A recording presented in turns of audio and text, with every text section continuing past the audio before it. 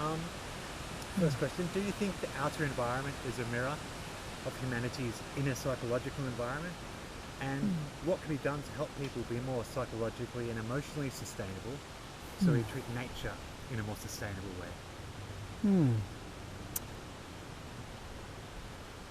So when I hear that question, Peter, I think of a Zen master called Dogen.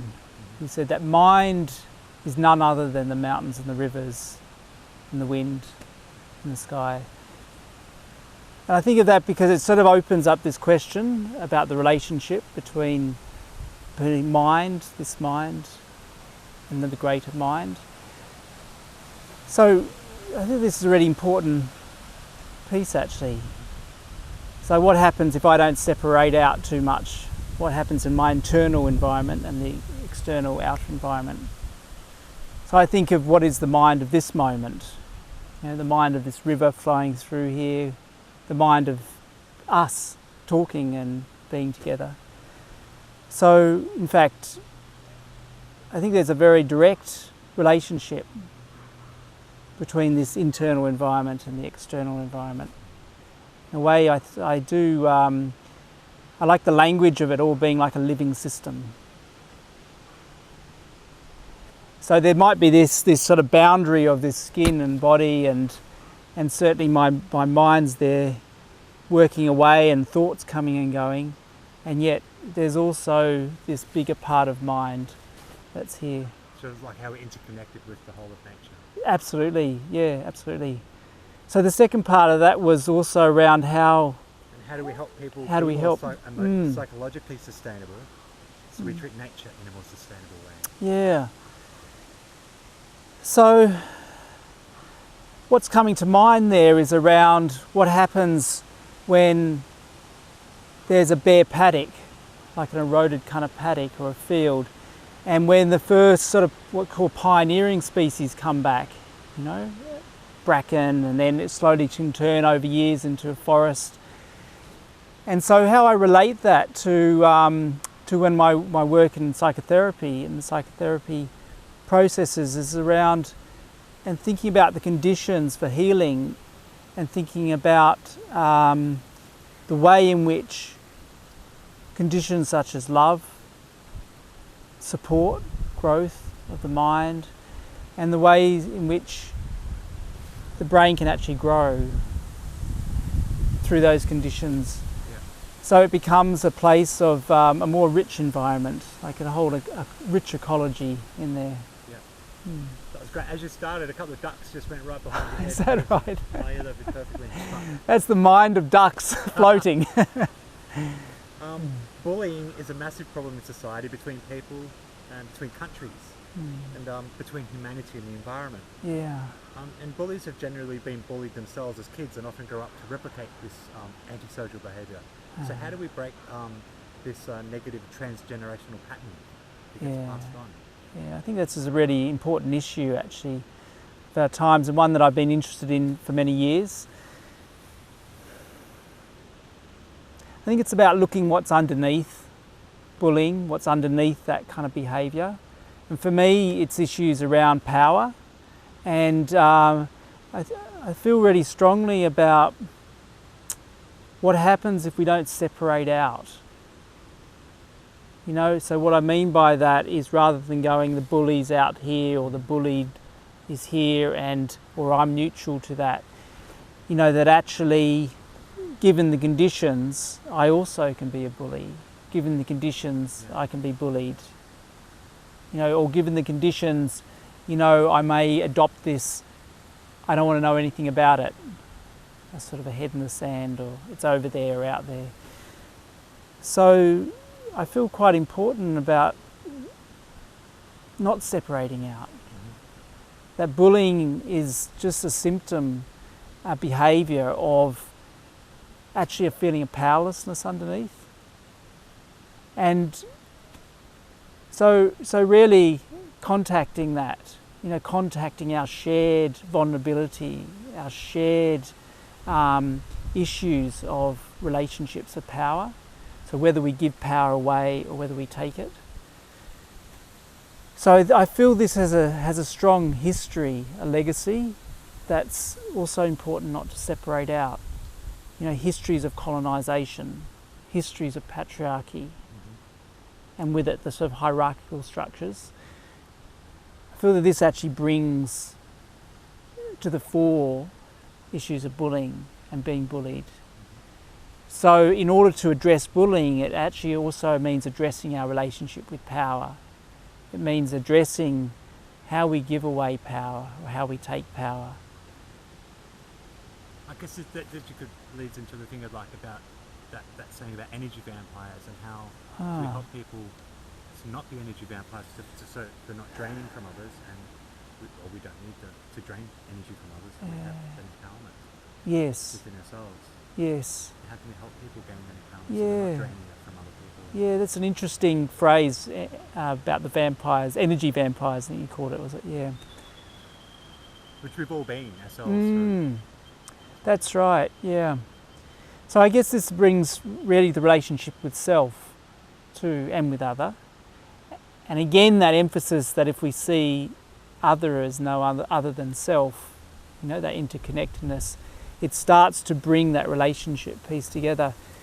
And perhaps more of a, it does, I feel, bring more of a responsibility with it. You know, what happens if I have a strong sense of belonging, of worth? You know, I don't have such a strong need to take it from others. You know, I'm just feeling for this moment, this wind that's around us, you know, if it had a sense of, I don't want to take anything for others, or I'm giving to others, like, it wouldn't have the freedom to be wind. You know, so this feels like in this moment kind of reminds me of a place in myself where I can just sit comfortably here and allow you to be you, me to be me, allow this to just be here. You know, I don't have to change anything. Yeah. Something I was thinking about, just back on that topic of bullying, was how we bully nature. Is that a reflection of how we bully nature because we feel we have no control over it, or we're scared of nature, you know, maybe because of our own mortality? Yeah, I think this does definitely correlate, particularly around, you know, often what goes with power is around control. And I feel, you know, it seems like in our society, if we could call it that the need for control is around generating a sense of security. And so the control over nature is to somehow generate this sense of security, you know, which for me feels like a bit of an overlay, really. You know, if we have a deep sense of belonging and connection with the earth, that's our secure base. Yeah. So, you know, if we don't have that, I think fear comes into it. You know, so we want to generate, our mind wants to create this sense of security by kind of externally placing control. Yeah. So this has been the history, I think, of certainly domination of lands and of minds and lands. Is everyone we relate with a mirror of our internal beliefs? As in we attract what we focus on and believe about ourselves. That if we feel bullied or belittled by somebody, we should first address in what ways are we bullying or belittling ourselves. That's the first one. So I think that mirroring does happen. You know, I think that's there's certainly, you know, seems to be that dynamic of attraction around what's familiar. And I've kind of been curious about that too. I mean, why would we want to recreate conditions, particularly if it's been abusive or hasn't been pleasant? I mean, why would we want to recreate that? And yet it does seem to happen. Many people that I work with as a psychotherapist, and when I think about in my own life too, I think, yes, that rings true. We seem to want to recreate familiar conditions. So it may be that some of those more external, more kind of obvious factors around sort of abuse, either of others or towards oneself, that may drop away, and yet it continues internally. You know, it seems like, you know, the moment I have a thought that I'm not worthy, or that I've sort of stuffed up somehow, or, you know, have this real put down as an internal dialogue, kind of recreates those conditions. And then in relationships, you know, there seems to be this attraction of a partner that somehow, you know, reminds us or triggers off these old hurts, these old family dynamics. So the potential here is one of healing, though. You know, if we come together in a more conscious way and with an intention to support and heal each other with this, then that can change not just our immediate situation, but in a sense it can kind of change legacies, you know, ancestral lines of often what carries trauma and issues of power and control. So well, this leads perfectly to the next question then. So when a conflict arises between couples or between people and nations, does this, rather than, you know, having to be something bad, does this, if we have the courage, then give us the chance to see the things we're actually judging harshly upon ourselves, and a chance then to remove these self-limiting beliefs? Well, I think potentially it does. Potentially, Pete. It's the potential's there always. It's I really feel strongly about this sense that we have like a self-healing. We want to go towards, we're self-healing organisms. You know, we want to go towards wholeness. I really feel that that's our impulse, and it is an impulse in nature too. So the potential's there.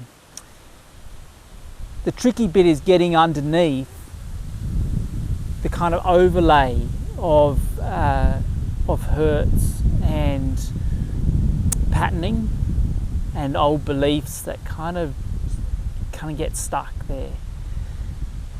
So in relationships, when we've got two people stuck in old beliefs, old hurts, then the unfortunate thing is it can just continue that cycle, and I think we see that. I mean, I've certainly experienced it. You know, I think this is a common feature that unfortunately it just continues. Wars still happen, people still in conflict. You know, family violence continues, and yet the potential is there.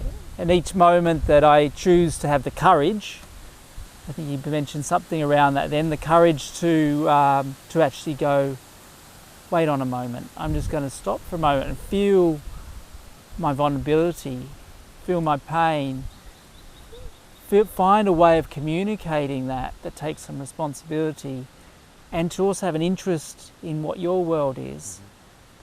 Then this can create the conditions to come out of, you know, the conflict and the sort of ongoing suffering that feels so part of our world. And that made me think of something, a reminder of something I thought about earlier. You know, just as our bodies, when we cut ourselves, our bodies automatically find a way to heal that cut when things happen. So I was wondering, when we are wounded emotionally, do you think our minds and our psychology sets up ways to try and heal ourselves through that, through replicating the experience of it? So we try and have an emotionally corrective experience through a relationship, but often it doesn't work. But do you think our minds do the same thing? Our psychology does the same thing when we're emotionally hurt as when we're physically hurt? Trying to bring about healing? I think this is an interesting question about what is mind again too, and what is actually directing our attention. If it's the sort of self-limiting kind of beliefs that's kind of come out of woundedness and ways of surviving, coping, if that's what's kind of running the show, then we're probably going to get, roughly speaking, what we've kind of experienced. If we practice and learn to have a kind of embodied mind, so if we trust our bodies more and our knowing that sits here in our bodies, and if we connect with the mind that knows of wholeness, and that is a kind of compassionate mind, a kind of an expansive mind, then yes, you know, it's all here to heal. And I think of a Zen koan here that goes, you know, sickness and I'll have to just think about this for a moment, Pete, to get the wording right, so I might have to edit this one. Healing and sickness mutually correspond. The whole world is medicine. Where is the self? You know, sickness and healing mutually correspond. The whole world is medicine. Where is the self? I feel like this is a really beautiful koan, which an Australian Zen Roshi, Susan Murphy, talks about, and it's a really interesting inquiry into where sickness lies, where kind of healing lies. And what happens if we see the whole world as medicine? In other words, for me, what that speaks of is again like the conditions are all here for healing. You know, the conditions are all here for me to step into wholeness.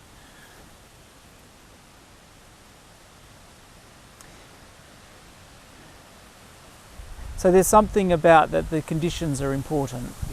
You know, and how what we create, put into those conditions, what we create in our relationships, in my relationship myself, and then the healing happens. Then the woundedness, as you say, like the example on the hand, you know, the inner psychological wounding can start to heal. I'm just going to adjust because it's only me. Normally with the camera, I'm going to adjust the camera's a bit, so we play around with the angles. So that one's so nice for the go. I won't get too close. And Pete, if there's something, just let me know of feedback if there's, while we're at this moment of needing to adjust my vocals or... No, it's all good. Just going to adjust it. Because that's when you were talking about that, the whole world is medicine, that made me think, go back to that question about that. So when a conflict arises, when we're angrily judging somebody, that does, if we have the courage to look at, oh, maybe that's actually something in myself that I'm judging. That's right. And it gives us that chance to remove that self-limiting belief if we are willing to face it, which most people generally aren't. Well, it takes firstly it takes noticing it. And if we don't notice it, then as I often say to people, the train's down that track, you know? It's like we're past the station. And so, and it's kind of like that with the mind, you know, thought will just keep spinning more thoughts. You know, that sense of righteousness or that need to be right or to protect the self, you know, sometimes it's like an entrapment of that. So I think that is what happens. Firstly there's the noticing, then there's the acknowledgement that hang on a sec, you know, this impulse to put someone down, to be right, you know, that's just protecting something myself. So there's an acknowledgement to myself firstly, and then the real courageous bit then is to then find a way how to communicate that, to actually kind of hit pause for a moment and to actually share with another person, gosh, you know, I'm just noticing here that I'm having a lot of anxiety come up. You know, I'm having a lot of confusion or overwhelm. I don't actually quite know what to think in this moment. You know, I can feel this tightness in my belly, and you know, what it reminds me of is a time in my life where I felt really shamed.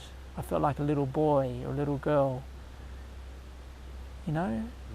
And so if I can find the words to communicate that, to kind of break through the protective layers in order just to say that. And when I have done that personally in relationship, it just transforms the moment.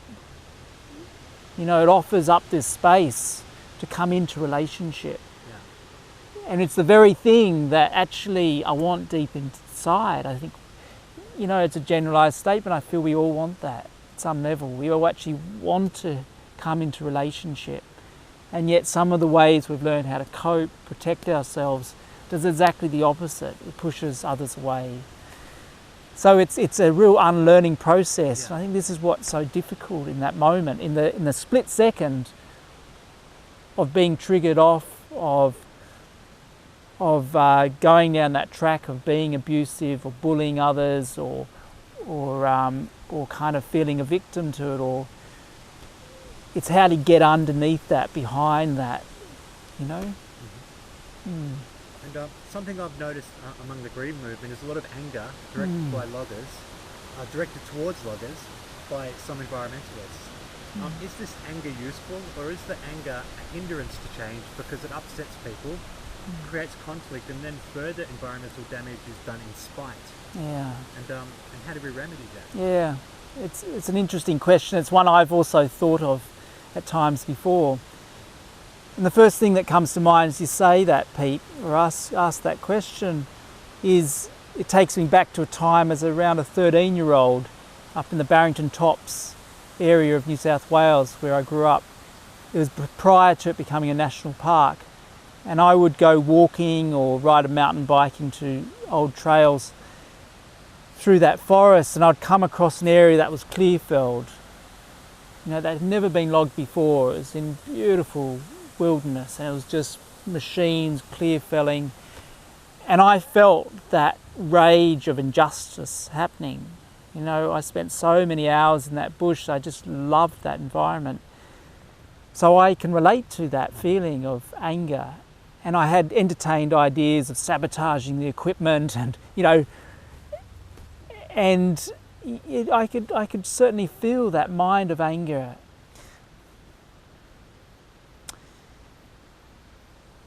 And as the time went on, you know, as I guess particularly as I've come more into relationship with working with people and communities and issues of violence in our culture, particularly male family violence, and particularly working with men, you know, I've developed a lot more compassion and think, what happens again if I don't separate myself out? You know, if I'm a person who's in this role of being, say, a logger or a machinery driver, and I'm providing for my family, and often, you know, I've met working with guys like this in this area. It's a strong area where logging happens, and it's often generations growing up in the forest. And I've particularly met some of the older timers who've logged forests who have a real love for the forest, which kind of may not feel immediate, you know, you wouldn't may guess that, but there's this actually a kind of connection environment. So in terms of the question there, is this anger helpful? Well, you know, when we attack, attacking. It's just going to inflame. Inflame things. It doesn't actually. Look, it creates an us and them instead of a I guess we. it's not about kind of making that wrong, because again, I can kind of appreciate where that's coming from. But I remember hearing some research around domestic violence in towns, really strong, kind of where there was logging and environmental action, direct action happening, and there was increase of domestic violence in the families. You know, When was direct action happening? Yeah, of logging, say logging families or people who are involved in the community. It seemed to kind of create more pressure, more stress. Yep. Now, I'm not saying that direct activists are causing domestic violence, but it just is interesting as a parallel process that it's like a kind of a stress in the system, a pressure. And often these systems that in those moments of activism are kind of like that. They're really pressured, and there's a lot of strong emotion there. So I also think of this Pete, of a good friend of mine who's Sean, who's in New Zealand, and he's been a direct activist before, and he told this story of working in this small town in New Zealand, which had a lot of mining and logging happening, and there was a lot of activism happening. But his approach became one of making friends with one of the kind of key elders in that community, who was kind of part of sort of the traditional culture of logging and mining activities. He came from generations of that. But they actually found they had some common ground and developed a strong friendship. And it was from that friendship and that dialogue grew a larger dialogue between environmental activists and, say, logging activities and families that come from that. And they ended up forming a whole community plan about moving into an ecotourism and protecting local economies. And it was a highly successful, ended up being a very successful example. And I think this is a really wonderful to have these examples, to realise that this is actually, if we all hold each other with a lot of respect and treat each other with respect and realise we're part of all this, we've got to work together, then we're more likely to get the results that benefit, not just a few people or parts of the community, but actually everyone. All right, next question. What is mindfulness? And how can mindfulness help people and ultimately humanity treat each other and the earth in a more sustainable way? So for me, in a nutshell, mindfulness is around the mind of awareness, the mind of kind of expansive awareness. Often in nature the symbolism is used like the full moon in the sky. I think that's a kind of helpful kind of imagery. So in the Buddhist tradition, where mindfulness is particularly strongly, like a strong foundation, what goes with that is compassion. And I do feel very strongly around that. Just sort of focusing on mindfulness can be, if it's done in a kind of a almost like a coolness to it, just the observer mind. Just the mind that can observe what's happening while it's happening, without the kind of the warmth of the compassion. It's like having a kind of a cool light. When you bring in the compassion, it's like having a warm light. So I just wanted to make that kind of distinction firstly, and I think particularly in the way in which mindfulness has been really taken up by psychological traditions and like health traditions, which in many ways I think is beneficial. But I think it does take a lot of practice to really embody, like again, to focus on what it means to have embodied mindfulness. I personally prefer kind of emphasizing that. So getting into the mind of the body. Because I feel again this is a way of kind of actually interrupting some of just what can be another thought process that can just distract or we can kind of get caught up in. And it's also, certainly when I firstly supporting people in sort of practicing mindfulness, it's so often the case where someone will report back that, it just seems like really busy in there. There's this idea of it being really calm and peaceful place. It's almost like the myth of kind of like the sitting there kind of serenely and nothing's happening. I think that is a myth, It's in a way, it's just to notice, mindfulness is just noticing what is. It's just noticing, gosh, so many thoughts. There's that mind of distraction. There's some anxiety coming up now. Just that act of noticing, being present with what is. Without judgment? Yeah, well, without the judging mind that is just part of, if there is like a criticism there, in a way discernment can be helpful. There's a whole practice where it can be helpful to say, there's a pleasant or unpleasant, to kind of break out of the story of the mind. It's so easy to just get caught up in the story. So there can be a discernment quality, but a judgment often has an edge to it.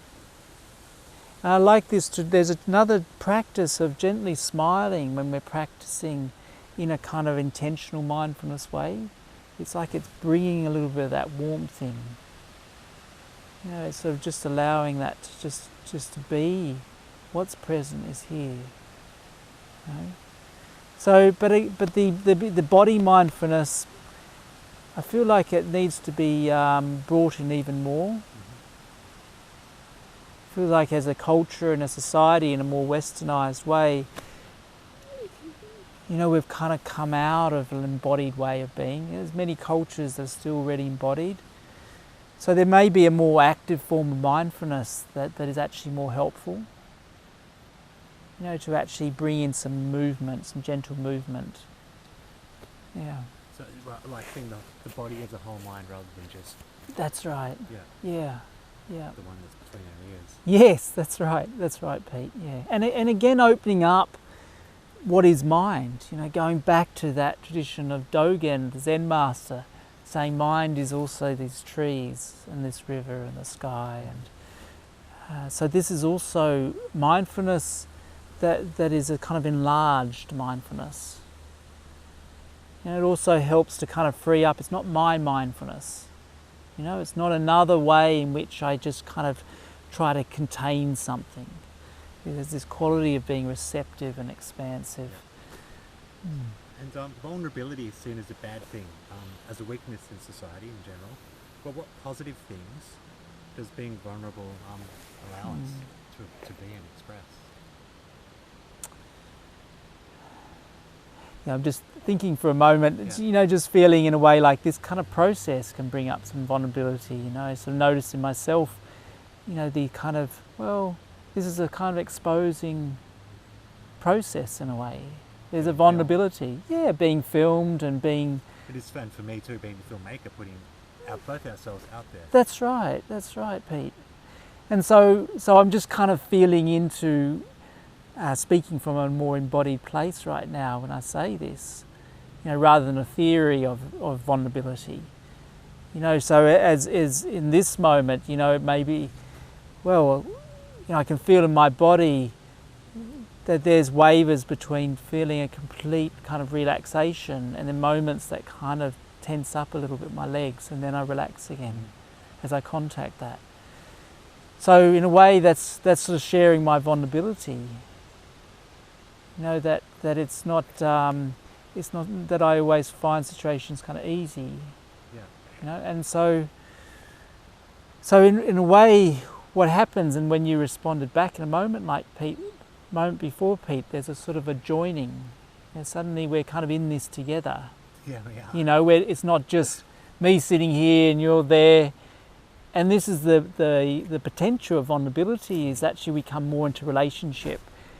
And I go, gosh, you know, we share this vulnerability. You know, it's actually it's quite a vulnerable thing to be alive when you think about it. You know, there's many factors that can kind of harm us or hurt us. But there's a difference with sharing our vulnerability and living in fear.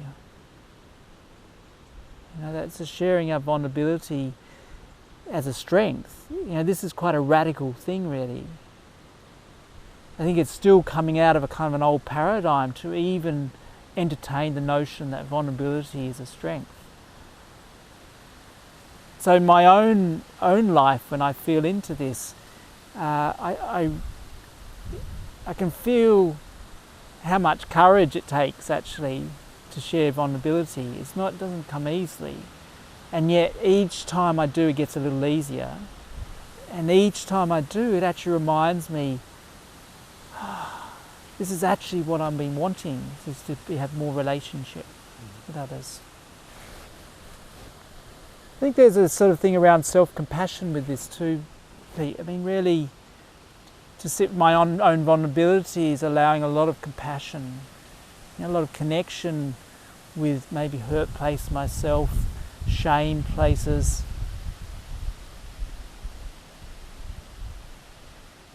takes a lot to then communicate and share that with others. It's a gift. That makes me want, I'll just jump ahead one Yeah. question. And then what is compassion and empathy, and why is self-compassion, self-empathy important, Yes. especially for those who were abused as children, so we stop blaming ourselves for what happened?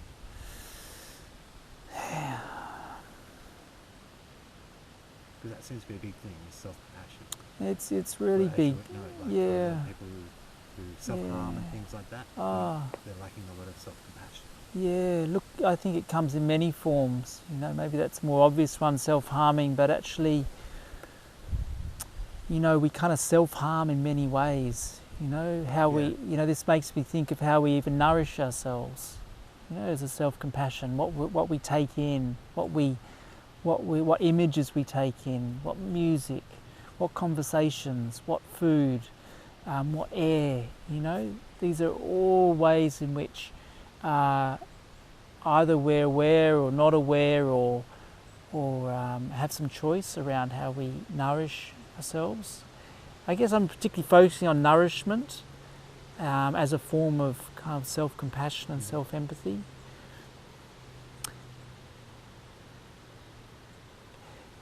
Also, you know, developing our capacity for self-empathy, self-compassion, I really feel that increases our capacity to be with others. It's like the more we can have that capacity in ourselves, the more we can be with others in that. I don't think it's a case of waiting to have more self-empathy in order to practice that with others, you know, for allow that to come through. Yeah. You know, I think both those processes often initially to actually feel something for someone else, you know, even if it's a loved one, you know, let alone someone that we don't really like or push our buttons.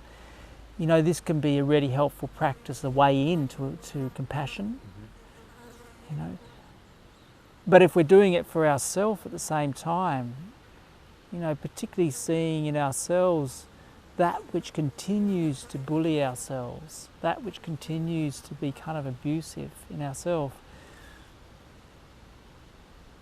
and have some compassion, generate some warmth and acceptance of that.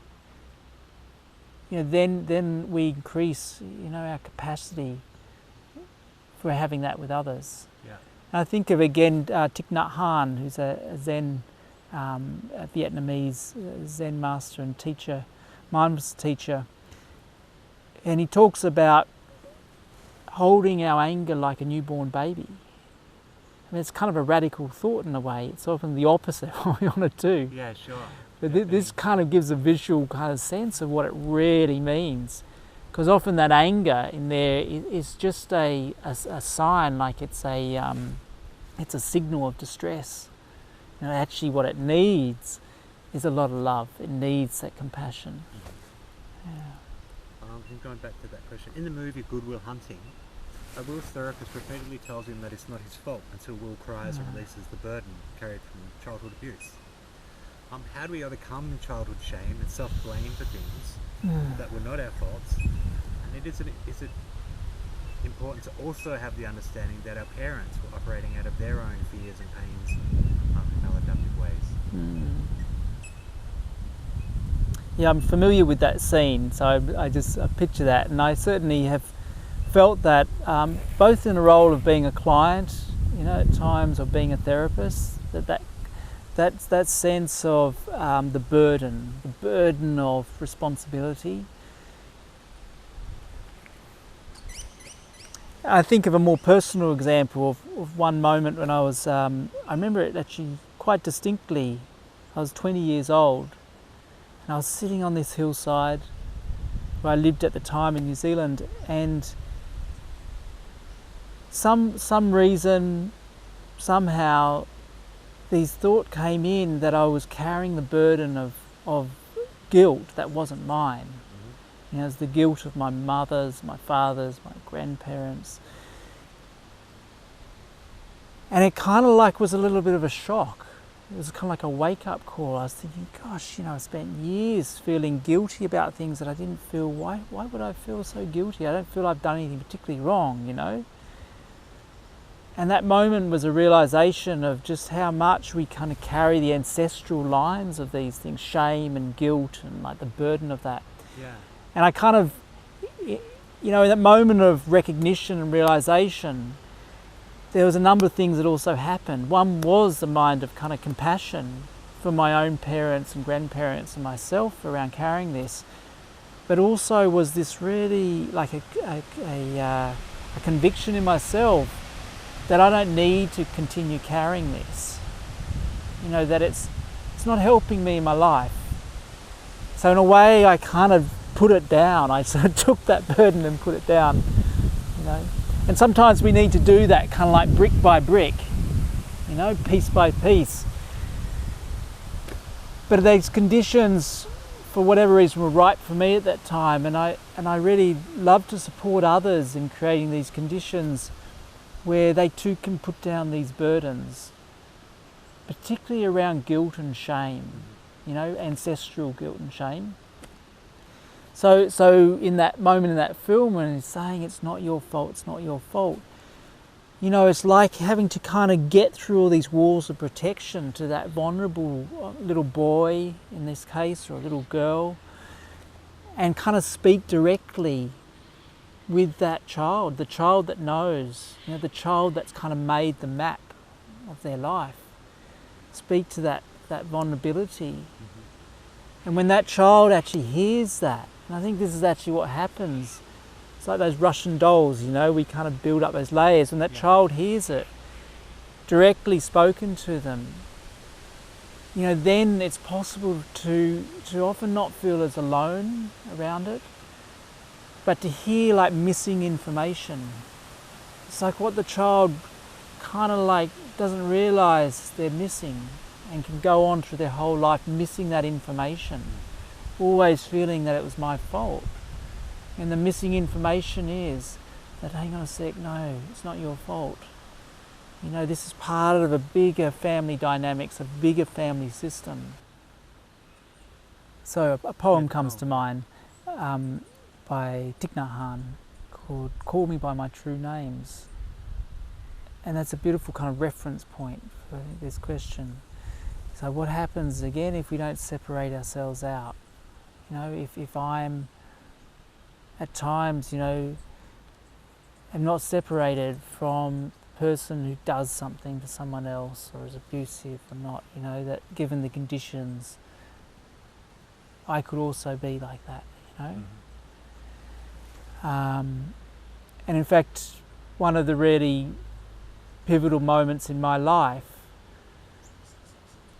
around deciding to support particularly men, becoming a psychotherapist and training in that and supporting men, was I'd just come out of several months of meditation in the Himalayas, mm-hmm. and came out the day before September 11th, 2001, when those terrorist attacks, so-called terrorist attacks were happening at the Twin Towers.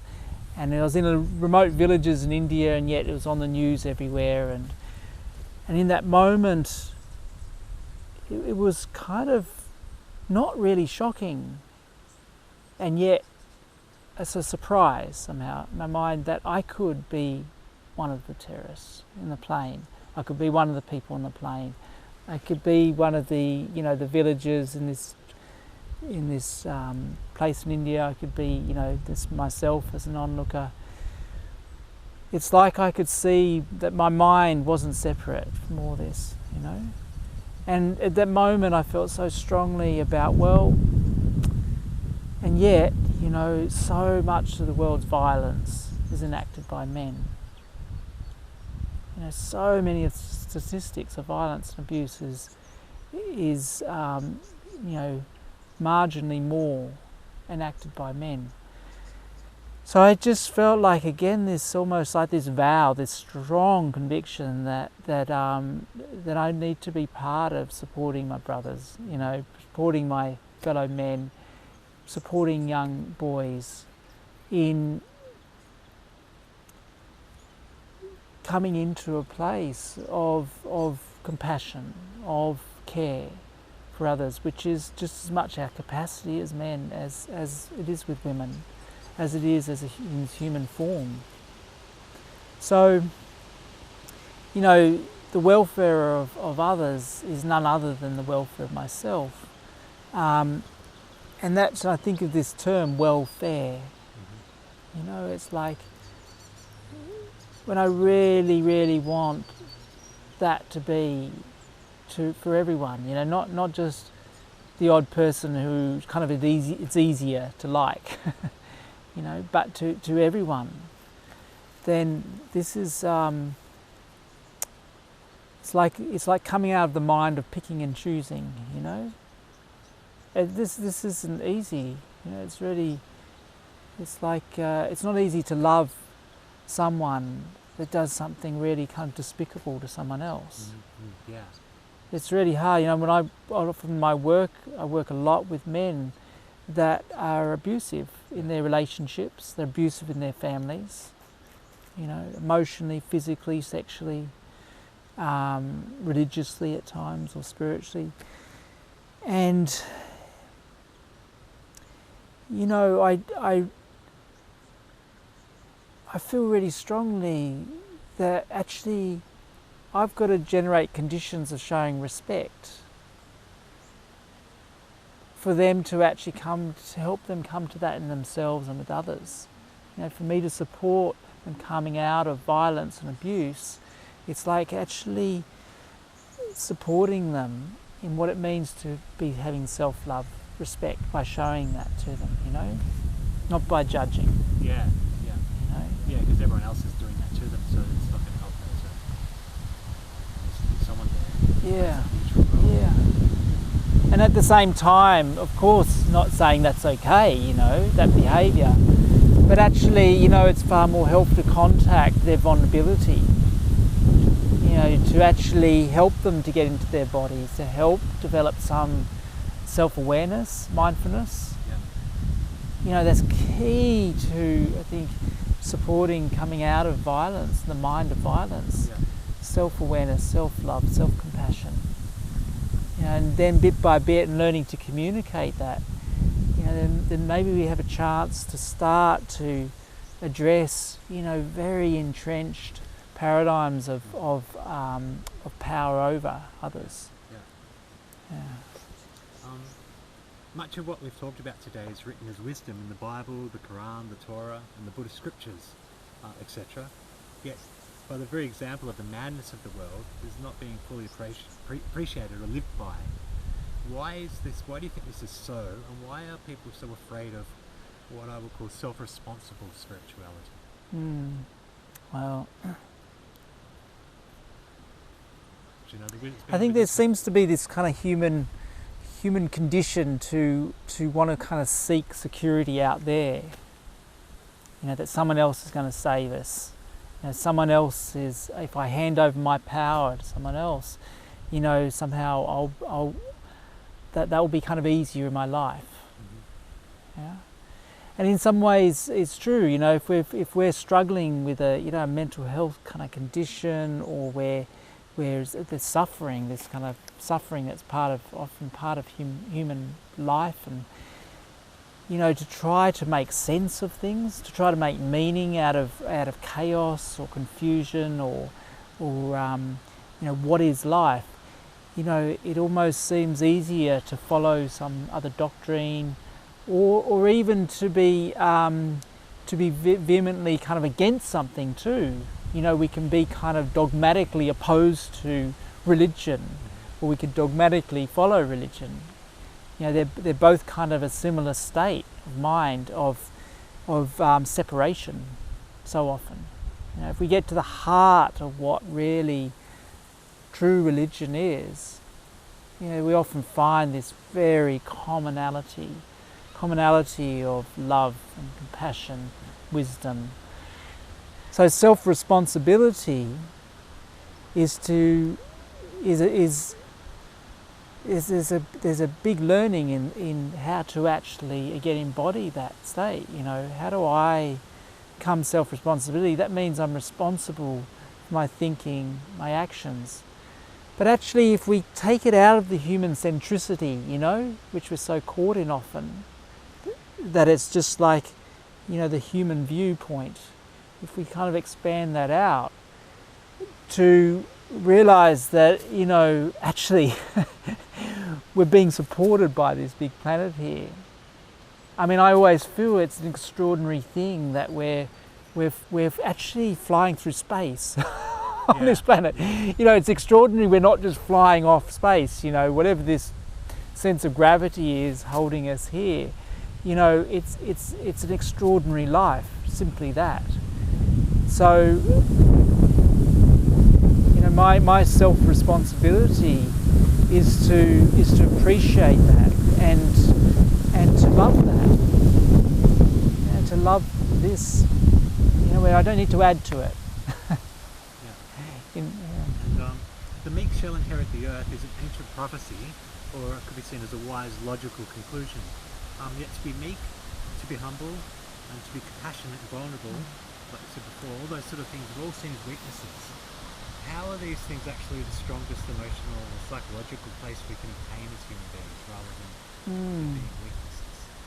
Yeah, well, it's kind of like shifting out of a paradigm, really, isn't it? You know, with that kind of patriarchy, you know, with that colonization, with hierarchical structures in organisation and education and society, those strongly hierarchical structures.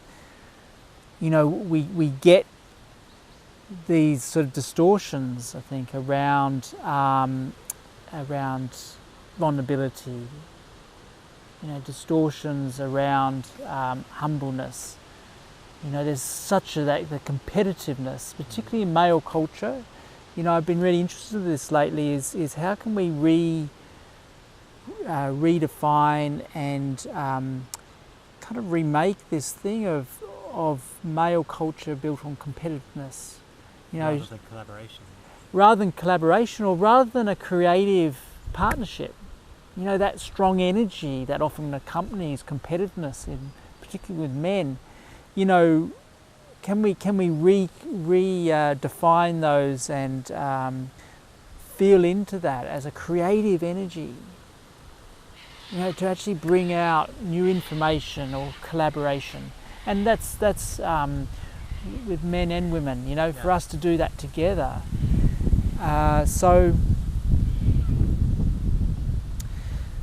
So in terms of this sort of quote, or this idea of kind of the meek will inhabit the earth. What we're seeing now is a huge destruction on the earth. You know, this kind of machine-like quality of destruction. And it's like, I kind of think of it like a huge kind of fireball kind of, but with that, I feel just kind of like, it will swallow up a whole lot of stuff, but it will also burn out pretty quick too. You know, it hasn't got the longevity. You know, it's only when we come into relationship, you know, real relationship with ourselves, each other, the earth again, you know, that we have the possibility of sustaining something, you know, and I think that takes humbleness. You know, it actually takes particularly coming out of a human centricity, you know, moving into an ecocentricity, and moving into being part of, again, this web of life, interconnectedness. Paul Shepherd talks about this as one philosopher, but others as well. You know, this really moving out of just this mind being encapsulated in the human form. Now, what happens when mind becomes much more again? You know, the bird song, the wind. You know, and so there's a humbleness that comes with that. You know, how old's this tree, Pete? You know, it's probably, who knows? Maybe it's older than me. My guess is. It's older than us. How old's this water? You know, ancient. And in a way, I'm ancient too. You're ancient. You know, these cells are ancient. We're made of atoms that are billions of years old. You know, I remember hearing a cosmologist talk about, you know, the same iron in our blood is the iron in the universe. You know, and this is kind of, in a way, it's kind of mind blowing. You know, that we're literally part of stardust. You know, we're part of this. This isn't some sort of out there kind of thing. You know, that that where does the iron come from, you know, in our blood, or the calcium, or those other elements. So for me that thought comes with a great humbleness. I mean, how extraordinary. How extraordinary. And what do you think, because just to add something, is that nearly every single person I've interviewed over all these documentaries that I've made now, of this being the fourth, all would say off camera, you know, when we just get chatting, you know, and ask them, you know, where do you think, you know, the world's most people think we're doomed, that we're not shifting course, or that, so how do you feel about this in the sense that is it going to take a big disaster before we shift, before we actually change things? You know, what's it going to take to shift humanity from this course? It's like we're willfully, what's the word? Willful ignorance. Yeah. It's like we know that's right. We're screwing it all up. You speak to most people in the street, they'll all agree, go, yeah, we're all screwed and humanity's going to wipe out, but it's okay because the earth will survive. Like, that's right. It's okay for some microbes to survive. Yeah. And wipe everything else out, which I disagree with. Yeah. So most people would say, but it's like, and yet no one's doing anything about it in any great way, you know. And the greenest people I know will still jump in a jet and fly to the Burning Man festival in America when climate change is the #1 issue and we should all be trying to radically reduce. Yeah. So what's it going to take? Yeah. So where my mind goes with that is that a couple of things. I mean, one is coming back to this self-healing principle of wholeness, you know, of that at some level we want to move towards wholeness. So it feels like it's almost contradiction to what's actually happening, or some of the activities and the destruction and the abuse of earth and peoples and pollution and all these issues that come with it. It feels like it's again, where is the medicine in this? You know, come back to that koan about medicine and sickness are mutually, you know, in relationship. The whole world's medicine is like, if I really live into that, then at some level that's a huge trust that through all this, you know, something else is going to happen. I don't really get into the thing of like an Armageddon kind of scenario. And yet, it's like, again, if we don't separate my mind from it, it's like just aspects of mind. You know, there's the mind of destruction happening here at times, you know. So it's getting played out, like on those earlier questions, this is what we're seeing, you know, this is what we're seeing. And yet, you know, there is movements all over the world that generate love and compassion. And also, importantly, you know, I'm coming across various research, books, organisations that are genuinely moving into breaking down hierarchies. You know, that are really living into principles of wholeness, self-responsibility, and consciousness shifting. You know, there's a number of these that have taken off like wildfire, which is a really interesting thing. We don't hear about this on the media, but this is actually what's happening. You know, transition towns movements, permaculture. You know, this is actually a living examples of paradigm shifts. But it's like that old bell curve, you know, that it's like it starts in little ways before the mass kind of adopt to this. So at some point, you know, it's often not until the water takes a crisis, you know, and the water doesn't come out of the tap, or the electricity goes off for a few days or a week, or, you know, then we start to actually go, hang on a sec.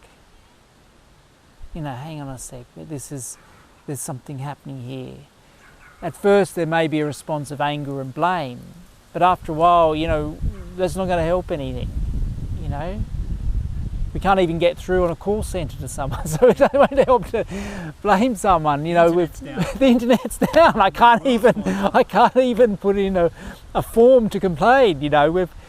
We need to take some responsibility, and so really it'd be too much to sort of go, well, I'm going to change the earth or change someone else. You know, all I can do is take some self-responsibility for my actions, my thoughts. Yeah. That's all I can do. And I don't want to live my life in fear, Pete. You know, I don't want to live my life. It just doesn't feel like it's adding to the earth anything to live in fear. So I was speaking about this with Carol because she had been, you know, such an activist, and the same with Savannah, Yeah. that, you know, and myself. That I don't know, like I've make all these documentaries to try and help the planet and humanity and all that sort of thing. But it doesn't feel like it's getting anywhere, and things are just getting worse and worse and worse. And it's very easy to get disappointed and you know, disenfranchised, despondent with it all. And but yeah. You know, and I think of people, and other activist documentary makers, say like John Pilger, whoever, he's still fighting the system, and he's like, he's never going to stop. And it's like, like, no matter what do we say? We're not going down without a fight.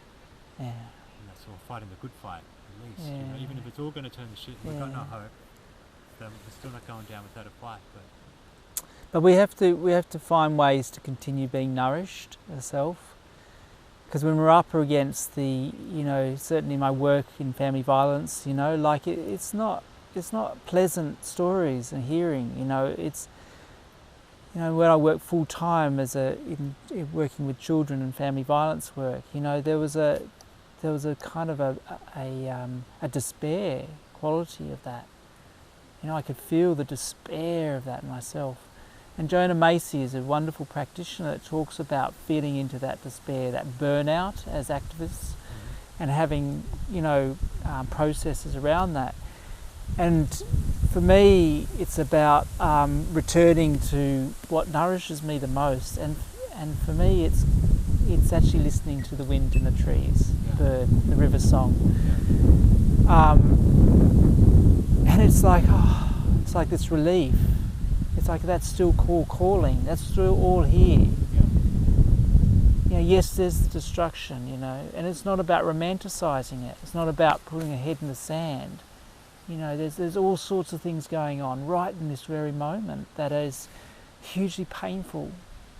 You know, creating untold suffering and for many, many years to come. Yeah. And yet, you know, that's not all that's happening. And so for me to sustain something of activism, which in a way, you know, I do see that I'm being an active, compassionate person in the world. You know, I have to come back to that myself, you know, and I come back to gardening. I come back to sitting by a river like this. You know, come back to sitting underneath a tree. Come back to having really inspiring conversations with other people, being in community. And it's not that none of the other stuff suddenly stops or it's not happening, but it's not the only thing that's happening. And it feels life-giving. Yeah. It feels like it enhances life. It gives to my life. Yeah.